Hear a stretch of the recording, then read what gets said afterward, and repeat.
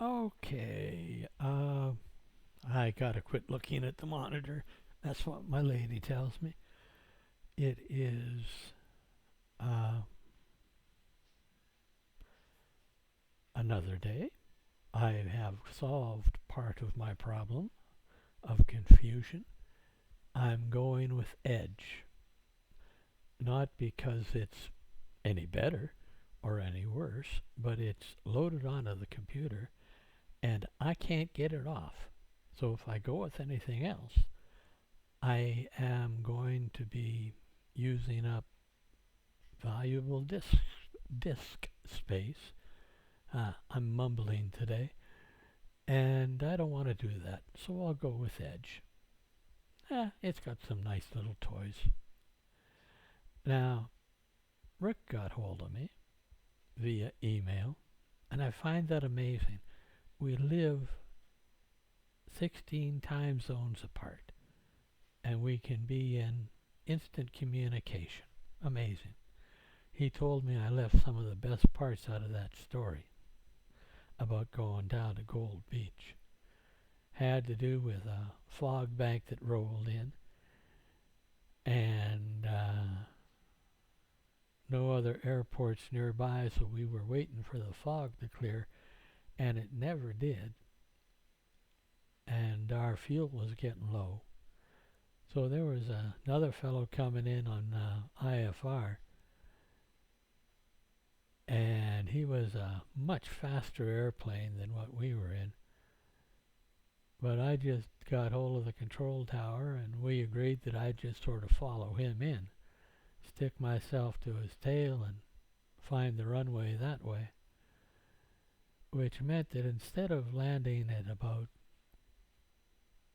50 miles an hour, 60, I was shooting in close to 100 when I got over that runway. And there we were, about 3 feet above the ground. We just couldn't touch down. We were going too fast.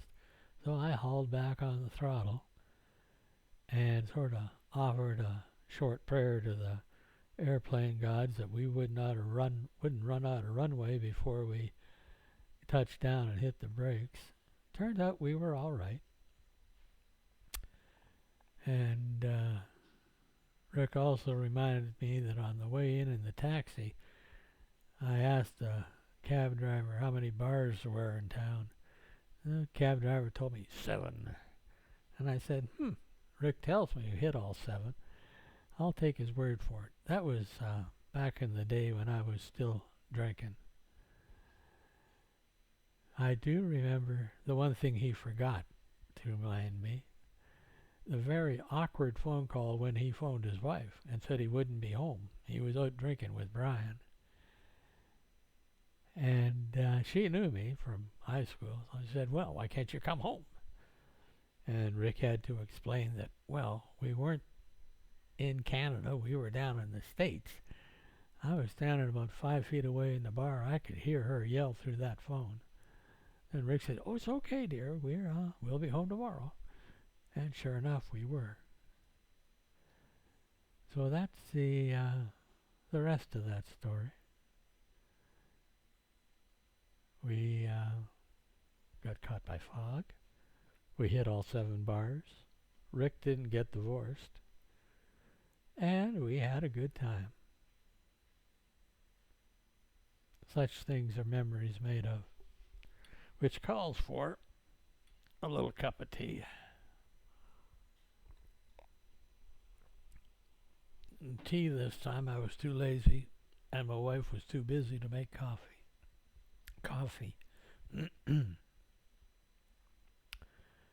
Now I'm going to keep this one shorter than the last one. It feels good to have solved part of my confusion. Feels even better to share memories with an old friend. My lady got a laugh out of it. I was doing that long before I met her. Yeah. Now, just so there can be no misunderstanding. I wouldn't want to put myself off as some weirdly spiritual person who was a saint or anything. Uh, I am on a type of spirit quest now to find the person that used to be and reinvent that person or revive. But it was a long road to get to that village, and it included a fair bit of stupidity, a lot of drinking, motorcycles, car races, road races, good times and stupid times. I had my share of stupidity. To borrow a line from an old movie, for a smart person, I could be really, really, really stupid. Well, that's sort of the line. Little different, but that was the idea.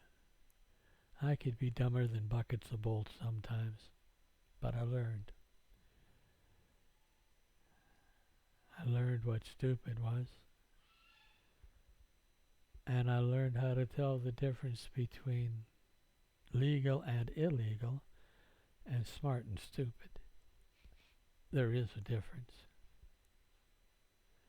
One day we'll talk about that. But for now, seeing as it's a rainy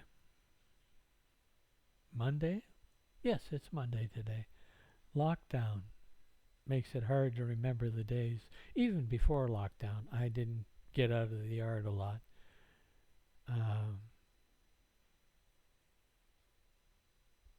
As Donna would put it, Lord save me from antisocial men, recluses, hermits. Rick's sort of that way too, so am I. We take our people the way we take our good food, a little bit at a time. That's just sort of the way it is.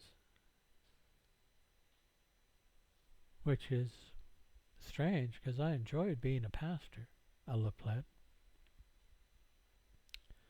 But it wasn't a small community, a little village, and it was a walking ministry. You never drove anywhere, unless there was a lot of snow down. But mostly you walked, went to the houses, shared coffee, stopped in for a sandwich and a talk, or met somebody on the road, went down to the docks, helped with the fish nets or the boats or whatever. It was very much a social ministry rather than a save your soul ministry. I don't know if that's good or bad, but it was what I did. Anyway, enough for now. Talk to you more tomorrow. Y'all take care, stay safe, and as they say, wear a mask. Going to click off now, so you'll get a close-up of my face. Bye-bye.